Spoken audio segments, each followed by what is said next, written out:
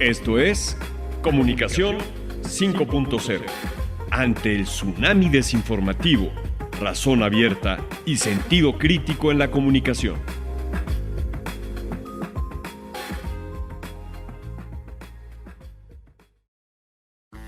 Hola, buenas tardes. Pues estamos en nuestro primer programa de Comunicación 5.0.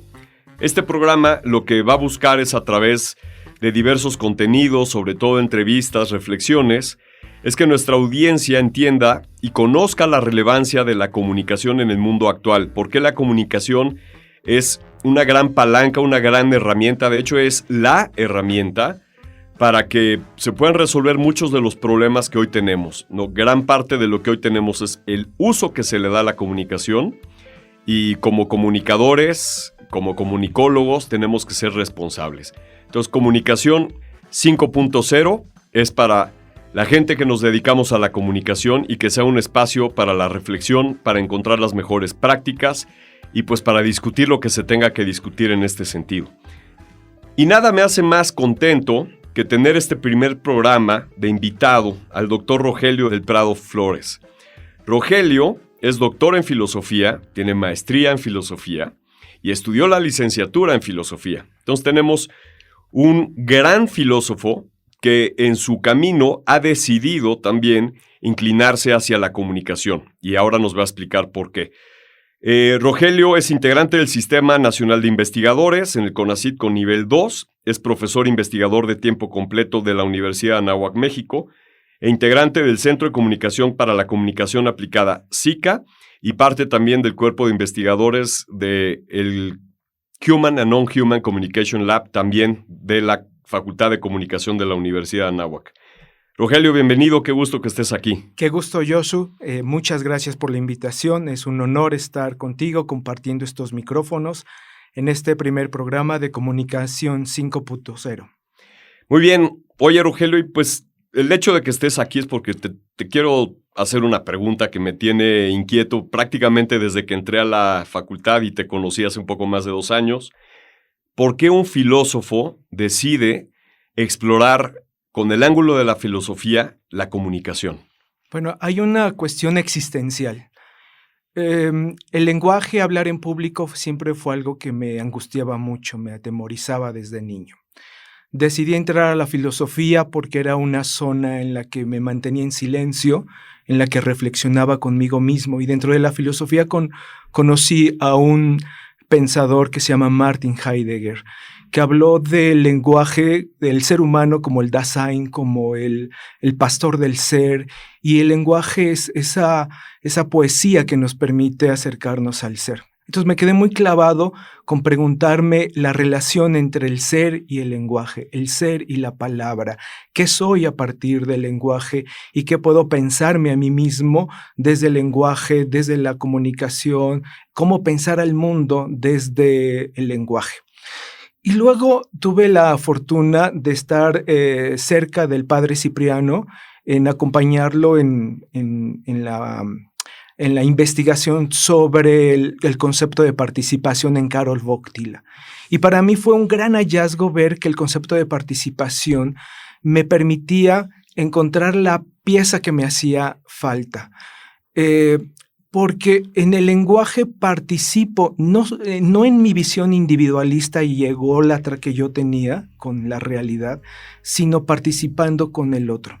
Desde el concepto de participación de Karol Wojtyla, entendí que la comunicación me permitía entender al hombre como un ser de palabra, pero que participa con el otro. Es decir, cuando me comunico, no es comunicarme conmigo mismo, es algo muy sencillo siempre, sino es con algo, con el otro, con mi prójimo, que me demanda verdad, que me solicita un saludo, que me invita a través de su rostro a comunicarnos, a dialogar, a debatir, a compartir. Esta proximidad con el otro desde la participación y desde la del lenguaje me permitió pensar a la persona, ¿no? Para mí la persona es un ser de palabra, un ser del lenguaje, pero no en un nivel ególatra, narcisista, clavado en sí mismo, encerrado en sí mismo, como yo me veía muchos años encerrado en la filosofía, como un consumidor de libros que leía y escribía y redactaba para mí mismo,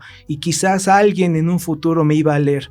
El lenguaje es nuestro único vehículo que tenemos para entablar un lazo social que nos permita ser solidarios, crecer juntos, realizarnos juntos desde la palabra. Pero también eso me llevó a descubrir que con la palabra, participando con la palabra, también se puede hacer mucho mal.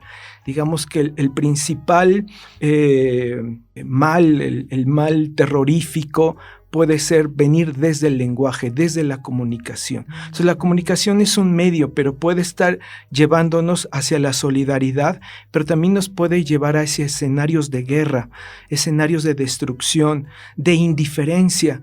Nada hay más negativo en la experiencia del ser humano que la indiferencia, que cuando paso frente a otra persona me ignore, no me cruce una mirada, no me dé un saludo. Entonces, simplemente el concepto de participación me hizo reforzar mi visión de la comunicación, entender que si vine al mundo es para comunicarme con el otro. Qué interesante.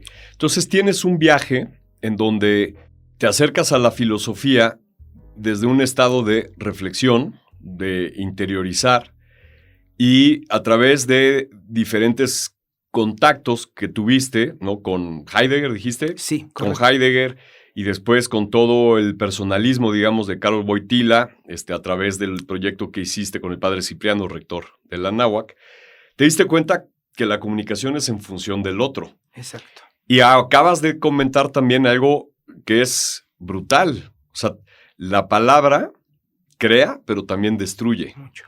Entonces, y de hecho el Génesis así empieza, ¿no? Hay una breve descripción de qué era el caos. Uh-huh. Y la primera acción de Dios es una palabra, ¿no? Que se haga la luz. Es una acción. Uh-huh. Entonces, el poder de la palabra no se puede entender sin nuestra relación con el otro. En esta parte, ¿qué puedes percibir tú respecto a la utilización de la comunicación para perseguir fines, digamos, egoístas, en donde no se contempla al otro? Y pareciera que en esta época es lo que está sucediendo. Se utiliza la comunicación desde este poder que tiene, pero descentra a la persona, sino busca los intereses, digamos, egoístas, ya sea de políticos, de marcas, de gobiernos. Dime un poquito cómo se pasa de este proceso de tener a la comunicación centrada, como es Wojtyla y casi toda la experiencia de la filosofía, y de pronto, ¿por qué caemos aquí? Sí, yo creo que aquí hay varias cosas.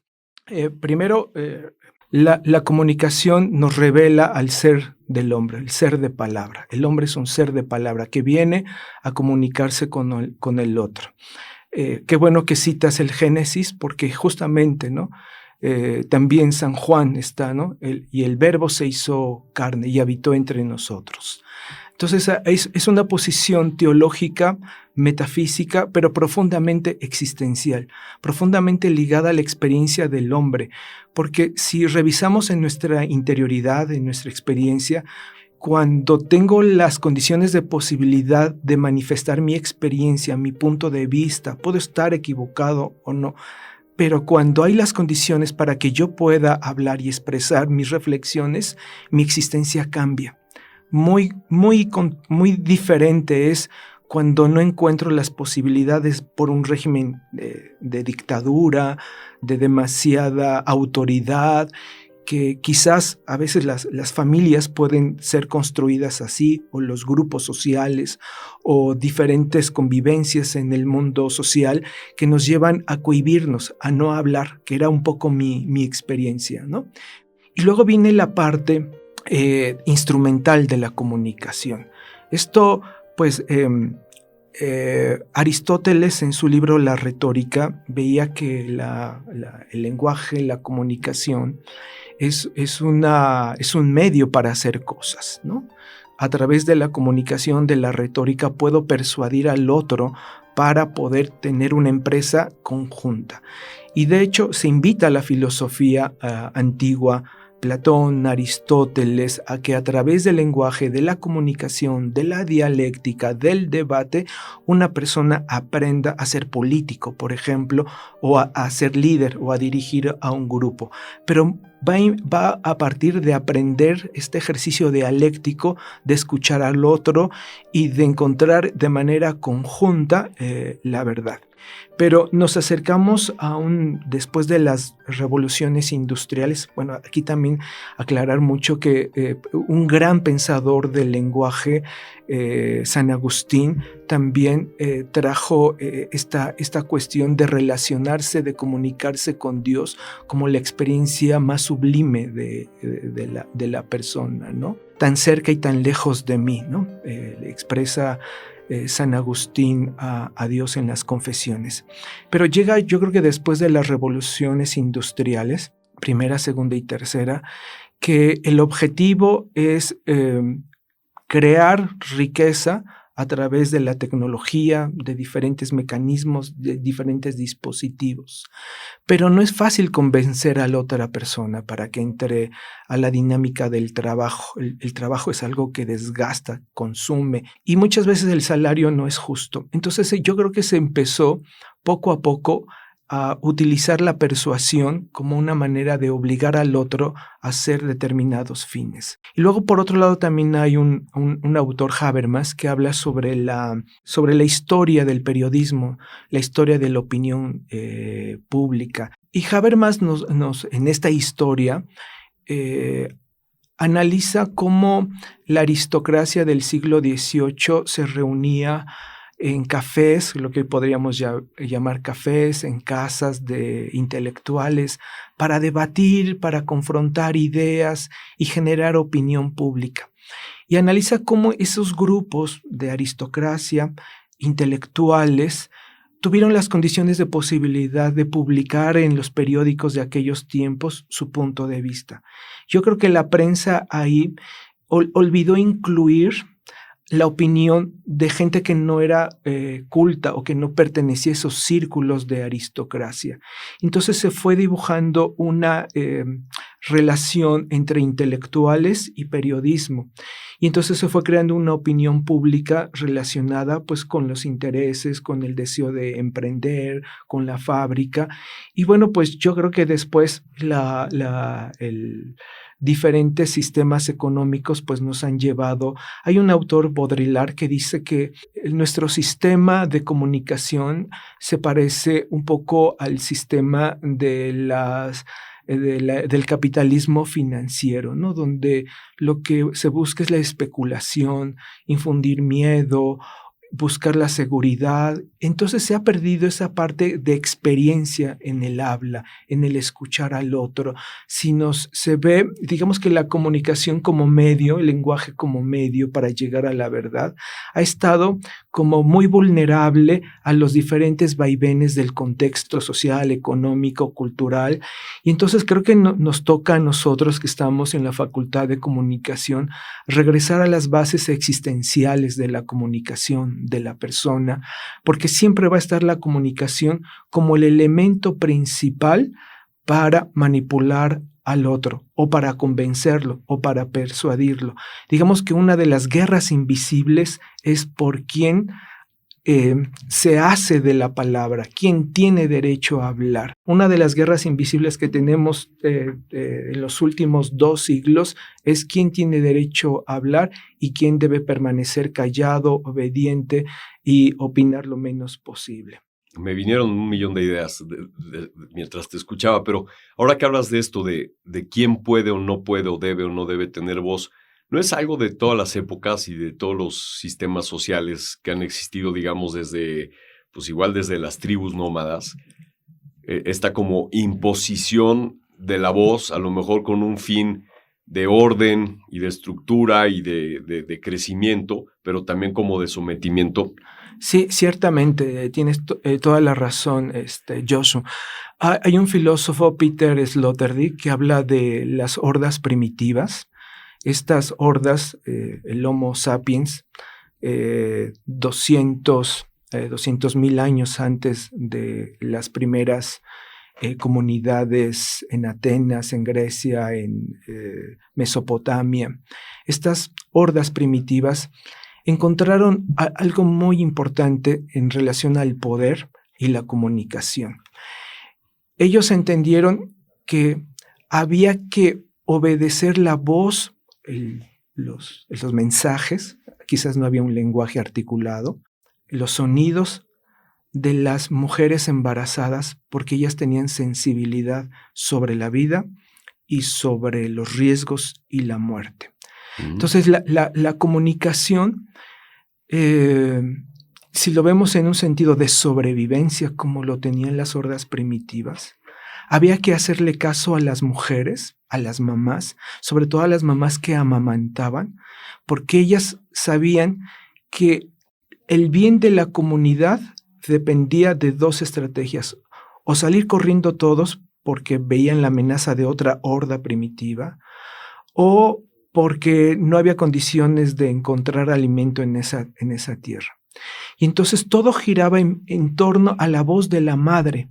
Entonces esa voz de la madre es una voz directiva, una voz con poder. Entonces hay un poder en la comunicación, pero cuya función es mantener viva y estable a la comunidad en un mundo hostil, peligroso, y que si no caminamos juntos siguiendo la voz de ese líder, de esa mujer que ve y está atenta a los peligros porque está amamantando y sabe que el bebé que tiene en sus brazos corre mucho peligro, y que o todos nos sumamos a la protección de la horda o todos terminamos perdidos en una batalla con otra horda. Súper interesante. O sea, hicimos un viaje en el tiempo cañón.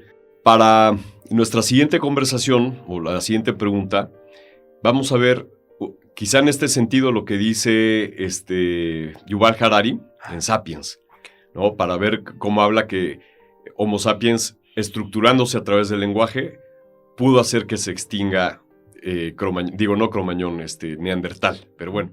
Entonces, a ver, Yuval Harari, con este libro Sapiens, ¿no? Que es, pues está muy bien escrito, tiene una narrativa excepcional que alcanzó con unos temas muy difíciles el mainstream, pero habla de esto, de lo que nos acabas de comentar respecto a las hordas antiguas de Homo sapiens, estamos hablando a lo mejor hace un par de millones de años, que por su estructura comunicativa y lo que nos decías, ¿no? Entender a las madres como esta figura que entiende el proceso entre la vida y la muerte, a lo mejor a los viejos. Un poco dime desde esta perspectiva la visión de Yuval Harari y por qué se hizo tan famoso, aprovechando desde la idea esta, desde las hordas hasta la actualidad. Yo creo que fue un libro escrito muy oportunamente porque fue escrito antes de la pandemia. Y entonces anticipaba en su libro que la humanidad ha subsistido y se ha perdido mucho de los seres humanos por estas epidemias, por estas pandemias, por estas guerras. Entonces, en ese elemento entiende la historia del desarrollo humano a partir de sobrevivir, de aprender a sobrevivir a los grandes desafíos de habitar en un mundo que, si bien es la casa común, como dice el Papa Francisco, pero también lo cierto es que hay territorios de desiertos, hay territorios difíciles, hostiles, para sobrevivir. Y aparte que estamos en un mundo biológicamente estructurado donde no tenemos control sobre las bacterias y muchos organismos que están en constante mutación. Entonces, es una gran lección este libro porque nos dice esta visión antropocéntrica de que tenemos control total sobre el destino del planeta y de nuestras propias vidas, es un poco un mito que él trata de atacar. En el centro está entender que van a seguir habiendo problemas y enfermedades y epidemias, pandemias. Y además, como decía Peter Sloterdijk, necesitamos una voz directriz para que en esos momentos de peligro, de problemática, que individualmente no se pueden solventar, ¿no? En una horda primitiva, esto me impactó mucho, ahí terminó con esta afirmación que me quitó todo individualismo posible. Aquella persona en una horda primitiva que por alguna razón se desprendía de su comunidad, quedaba solo, aislado, esa persona estaba destinada a la muerte, ¿no? No había posibilidad de sobrevivir de manera individual y entonces la comunidad hay que cuidarla. Y entonces en ese sentido es la importancia de lo que esta universidad promueve mucho, un liderazgo de acción positiva. Es la figura de la madre del paleolítico, de las hordas primitivas, que lo que busca no es imponer su voluntad, su capricho, su punto de vista, es pensar y velar y estar atentos por los peligros que corre la comunidad y que si muere y desfallece la comunidad, todos estamos en riesgo. Hay otra forma que también me gusta mucho a partir de la pandemia. Se escribieron muchos libros filosóficos y hubo uno de Norberto Bobbio sobre la pandemia y hablaba de las instituciones de salud. Todo mundo criticó a los sistemas de salud de los gobiernos porque no atendieron oportunamente a la pandemia, a los enfermos, y mucha gente murió por culpa de sistemas de salud que no eran aptos para resistir a una pandemia. Bueno, pero dice, a pesar de eso, logramos encontrar vacunas y hubo hospitales y hubo doctores. Es decir, el valor de la institución que se mantuvo firme aún en medio de un caos o de una pandemia como en 200 años no teníamos. Wow. Entonces, el valor de la institución sería ese valor que cuida el líder de acción positiva, esta madre del paleolítico que busca instituir la vida, defenderla, mantenerla. Entonces, por eso, la necesidad del poder, de reglas, normas, rituales que si bien nos pueden chocar, tienen un trasfondo de institucionalizar la vida. Una vida sin institucionalización es una vida en riesgo, en peligro de perderse. Por eso también habría que pensar una comunicación institucionalizada en el sentido no de acortar la libertad, sino para que la libertad tenga condición de posibilidad de fluir. Wow. A ver, para resumir y entrar en el siguiente tema, entonces vemos, y regreso a Génesis, ¿no? El hombre es tan de la tierra y del caos y del abismo como tanto de la luz y del cielo, ¿no?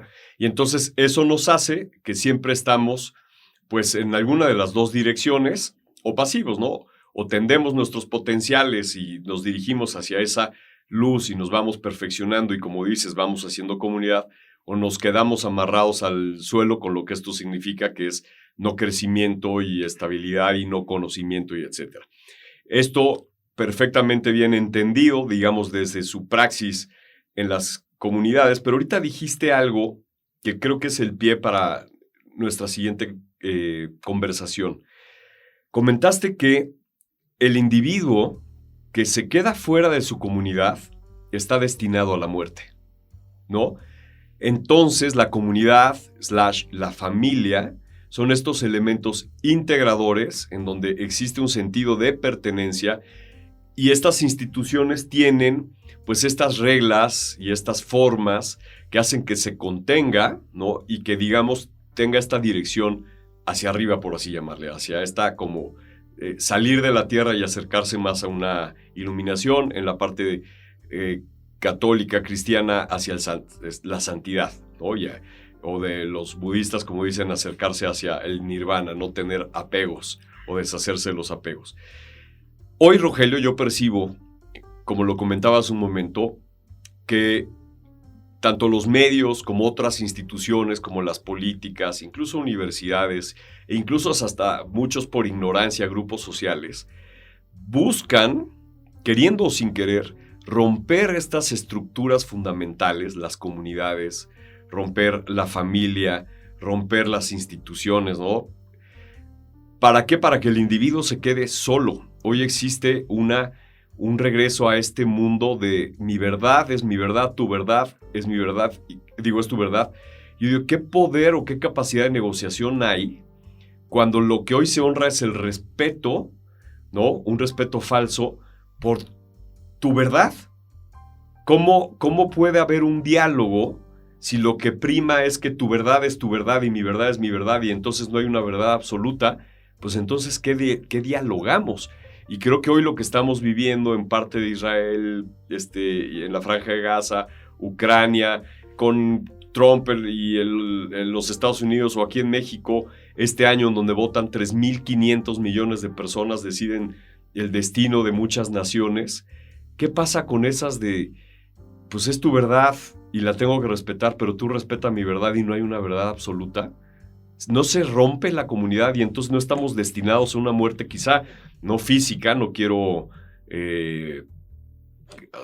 poner así como una muerte física, pero sí a lo mejor muertes intelectuales, pérdidas de valores, de estructuras, olvidar el pasado, que ya nos lo dijo la película de Coco, ¿no? Si te olvidas de tus antepasados y se pierde el recuerdo de ellos, se pierden para siempre en un limbo extraño, ¿no? ¿Qué pasa hoy, Rogelio? Sí, en el siglo XVIII en Inglaterra, después de las guerras de religión, John Locke propuso el valor de la tolerancia, es decir, dejemos que se dejen los católicos y los protestantes de estar matando y seamos tolerantes. Ese es como el valor del liberalismo político anglosajón que empieza desde el siglo XVIII y fue como un valor que fue como pacificando, tratando de poner las pasiones en calma, porque recordemos que el siglo XVIII en Inglaterra, en Francia, en Europa,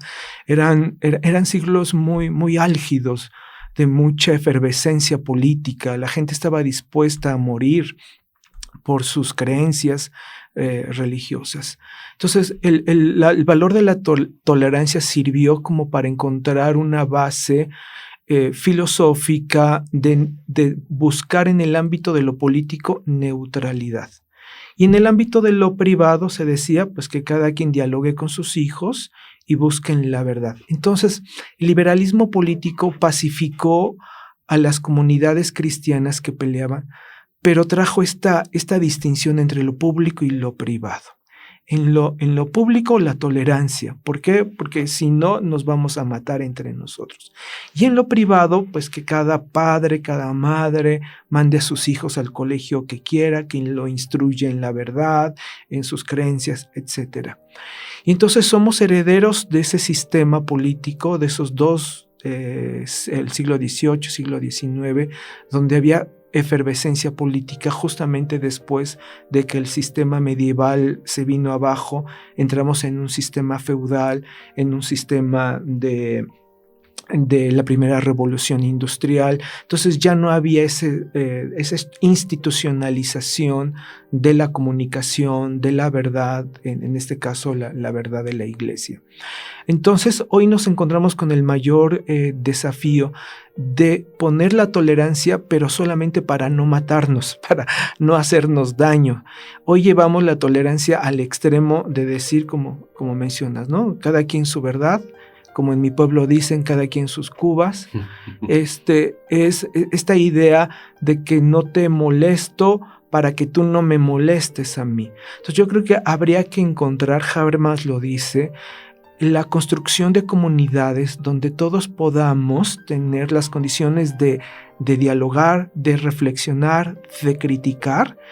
Y lo más importante es encontrar esas condiciones para que exista esa comunidad de diálogo, de debate, ¿no? Porque sin ese escenario institucionalizado de confrontación de puntos de vista, difícilmente vamos a superar este relativismo o este pragmatismo o este utilitarismo de la comunicación y que lleva a simplemente a sobrellevarnos, ¿no?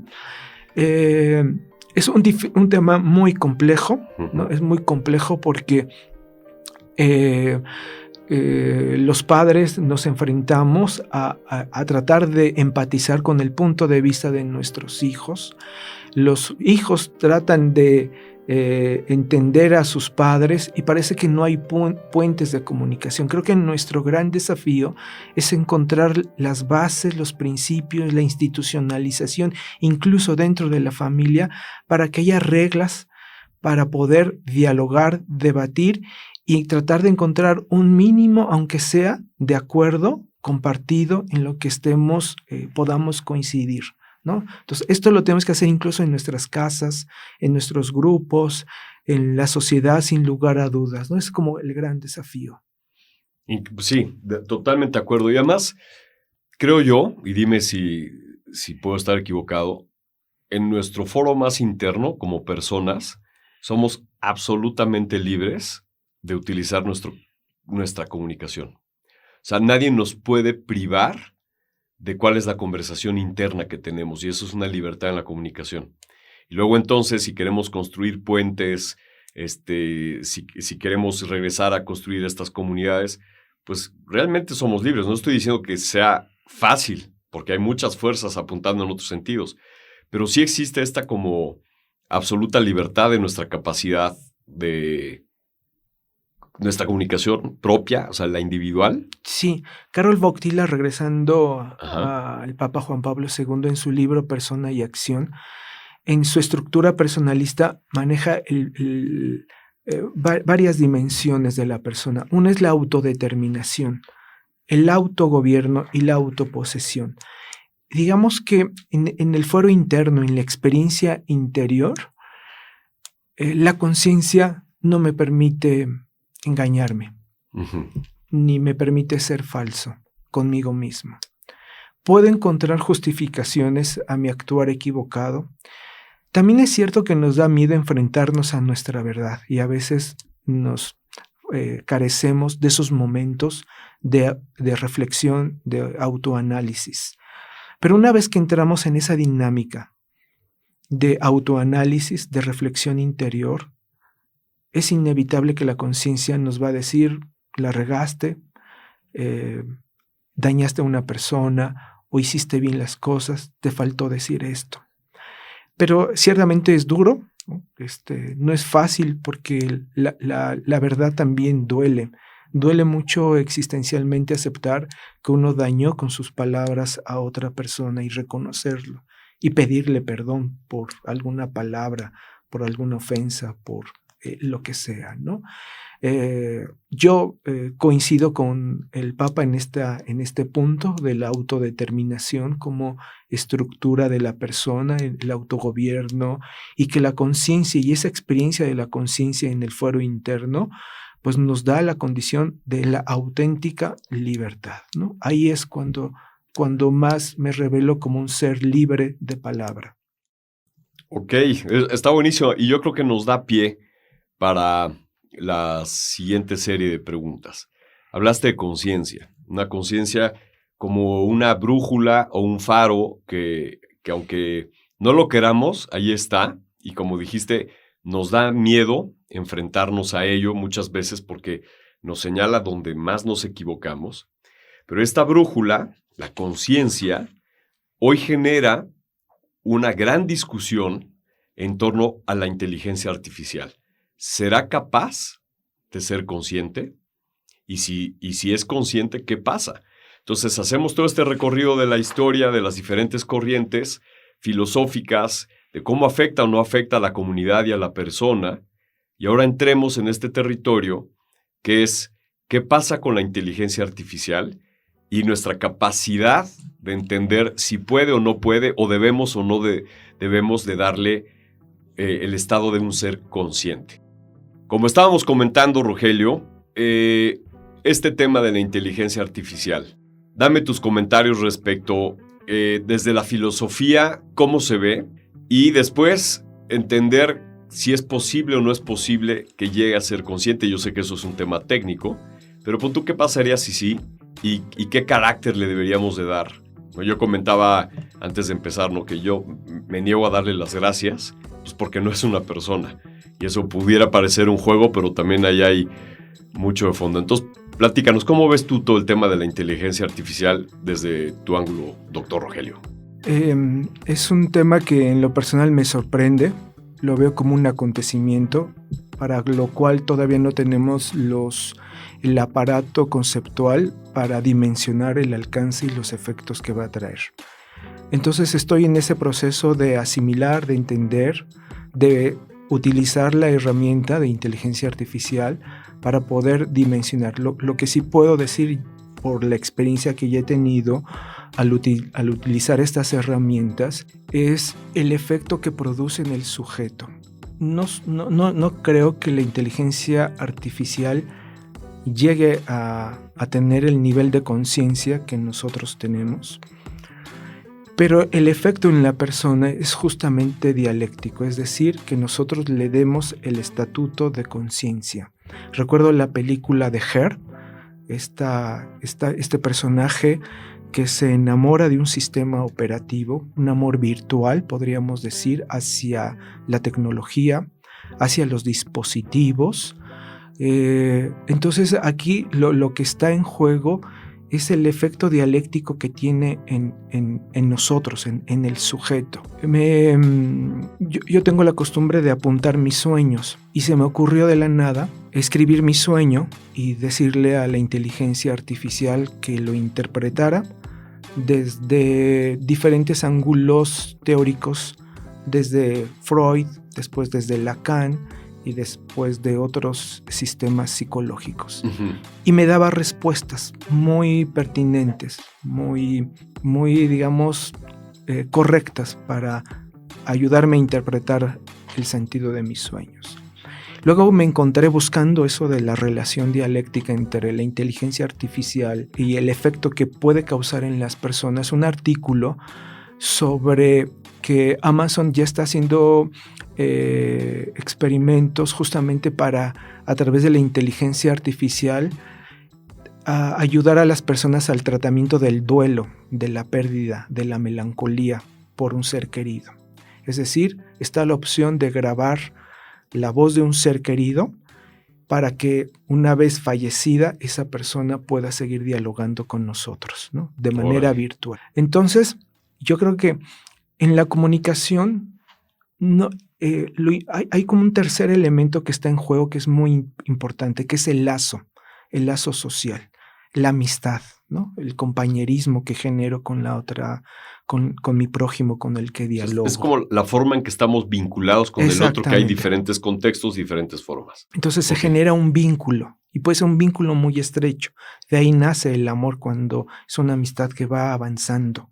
Entonces, seguramente el punto es ese vínculo que quizás las personas en una situación de vulnerabilidad pueden sentir lo que no encuentran en el mundo social, esa conexión, esa virtualidad, esa empatía que pueda tener el sistema operativo de la inteligencia artificial y entonces encerrarnos en un diálogo con la inteligencia artificial. Otro de los riesgos es que pensemos y escribamos como la inteligencia artificial.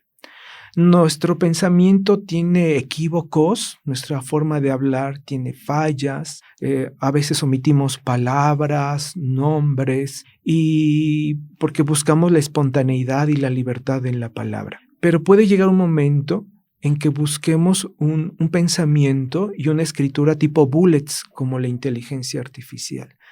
Buscar la forma correcta de pensar y de comunicarnos como si fuéramos una pieza del engranaje del sistema operativo de la inteligencia artificial. Creo que ahí vería esos riesgos, ¿no? En la afectividad que la persona deposite en el dispositivo, en la inteligencia artificial.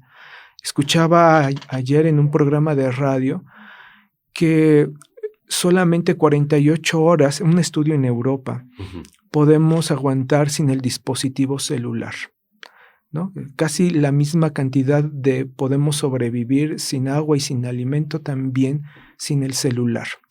Entonces se está generando una necesidad, un vínculo de trabajo, sí, pero también como un vínculo de virtualidad, como si fuera una herramienta indispensable para existir en este mundo. Entonces está por venir todo este desarrollo, ¿no? Hoy vemos a los niños muy apegados a sus tabletas. Difícil ver a una madre ponerle horarios a un adolescente en el uso de las tabletas, ¿no? Es muy complicado. Porque estamos en un mundo, ya decía Baudrillard, de pantallas por todos lados.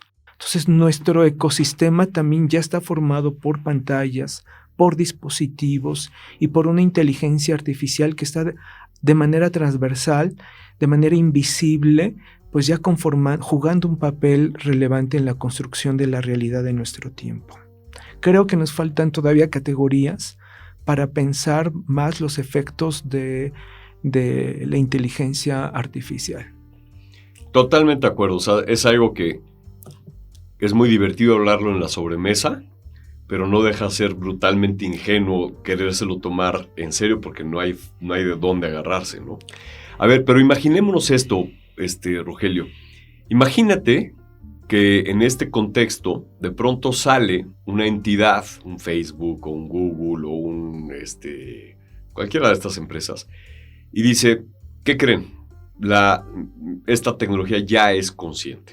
Y la replican todos los periódicos y se da ese efecto en cascada de que porque lo dijo fulano entonces es verdad y vámonos. ¿Quién se subordina a quién si de pronto como humanidad creemos que la inteligencia artificial cobra conciencia? Sí. Que sin que lo sea, simplemente porque alguien lo dice. Uh-huh. Hegel habla de la dialéctica del amo y del esclavo para describir las relaciones humanas. Se me hace un poco pesimista, okay. Pero dice las relaciones humanas están estructuradas por el amo, la dialéctica del amo y del esclavo. A veces jugamos el rol de amo, de jefe, de autoridad y a veces de esclavo, ¿no? Es decir, no hay puntos o un tercer elemento, un tercer rol no hay. O eres a veces amo o a veces eres esclavo en esta dialéctica. Entonces, mucho dependerá, yo creo que sí, de cada familia, de cada individuo, el rol que quiera jugar con la inteligencia artificial. Es decir, me pongo en la posición de esclavo, ayúdame a resolver las cosas, ayúdame a hacer mi tarea, ayúdame a hacer mi trabajo. Entonces le estoy dando la autoridad. Diferente a si la veo la herramienta como un complemento a mi investigación. Diferente a si le digo, oye, ya escribí este artículo, ayúdame a la corrección de estilo, ¿no? Por ejemplo. Son herramientas que podrían ser muy útiles para un periodista, por ejemplo, ¿no?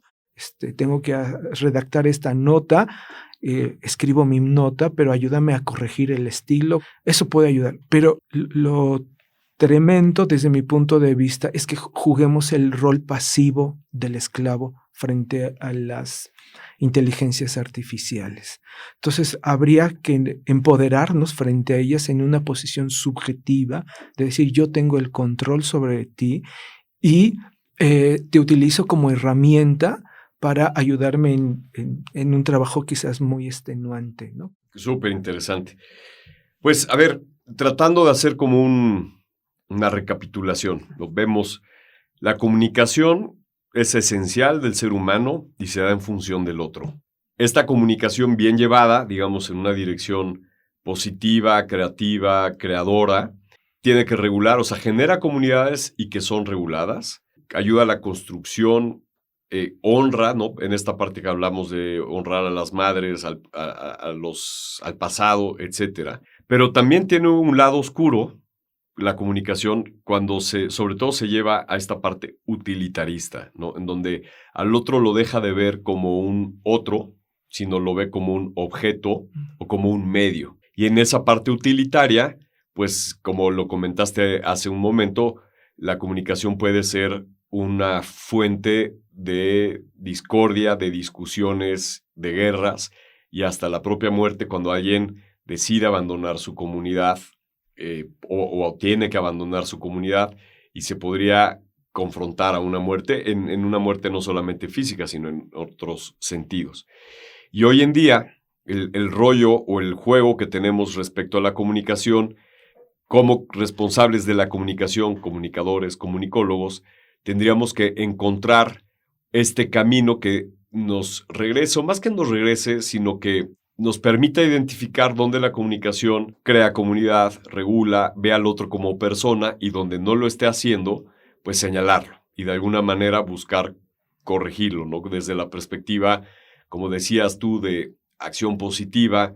Un líder en mercadotecnia, pues ver si la comunicación está utilizando al ser humano o le da una para el consumo nada más, pues hacer esa corrección, o el político, etcétera, ¿no? Ese podría ser como una conclusión muy, muy, muy ligerita de todo lo que le hablamos. ¿Qué quisieras agregar, Rogelio? Pues que a partir de la comunicación nos realizamos con el otro, Okay. ¿no? Si entendemos la comunicación como participación con el otro, como una acción, comunicarnos lo podríamos ver como un acto individual de la persona, pero también podemos entender la comunicación como una actividad de dos personas, como diálogo en el que participamos dos o tres o una comunidad. Esa comunicación como participación permite la realización del otro y también mi crecimiento. Esa comunicación participada, diálogo, debate, reflexión en conjunto con el otro, son las vías para el crecimiento del otro y de uno mismo. Ese filósofo introspectivo, no digamos de la licenciatura, quizá la maestría, ¿hoy dónde se encuentra? Hoy tú como filósofo, ¿cuáles son los siguientes pasos que quieres dar? El tema del lenguaje para mí es un misterio, ¿no? El entender la función del signo, el poder del signo, todo lo que puede hacer un signo en nosotros. Recordemos cómo a través de los signos se evangelizaba a las personas cuando llegan los españoles. Un signo tiene un poder impresionante. Entonces, esos signos pueden generar en nosotros marcas, huellas que nos hagan crecer. Entonces quiero entender ese poder, esa naturaleza del signo que nos puede cambiar la vida, nos puede hacer otras personas, nos puede comprometer en una causa justa. Desde luego también hay signos que nos pueden llevar a hacer la guerra, pero lo que me interesa es esa relación entre la psicología, la psique del ser humano, su alma y el signo. Ahí hay una conexión que pues la entiendo intelectualmente, pero quisiera un poco encontrar otras categorías para explicar el poder del signo en las personas. O sea, entenderlo para ayudar a las personas que han perdido el significado. Podría ser. Que entiendan el poder de algunos signos para regresar la vista hacia algún lugar que les permita tener una vida más plena, más completa, más de reto, pero en esa dirección hacia arriba. ¿Es correcto? Sí, una fotografía de tus hijos, de cualquier signo puede a la persona mantenerlo en la existencia con sentido. Querido doctor Rogelio, muchas gracias por estar aquí, de verdad. Ha sido un honor y un placer tenerte.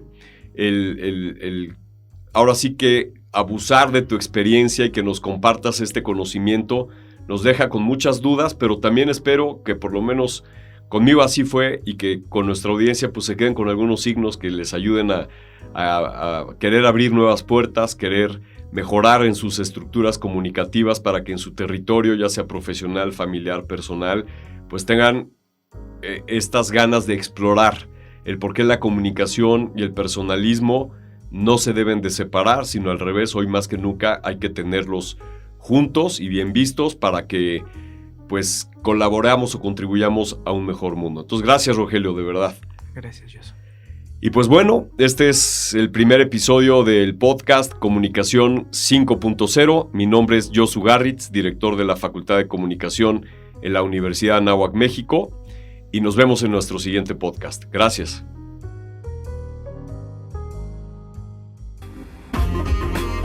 Gracias por estar aquí. Comunicación 5.0 es para todos. Nos vemos en nuestra siguiente emisión.